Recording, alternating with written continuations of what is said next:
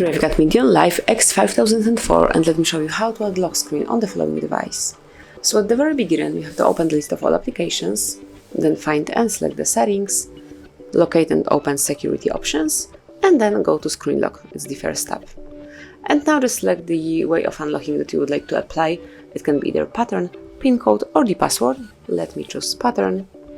And now you just have to draw the unlock pattern that you would like to apply. It can be L letter. Click on continue and now draw it one more time just for confirmation. Tap on confirm.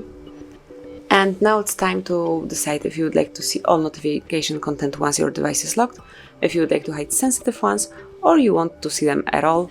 Let me pick hide sensitive notification content and click on done. So that's it. As you can see, from now on you will be able to unlock your device with this lock screen only. And this is it. So from now on, no stranger has access to your device, to your MEDION. Congrats.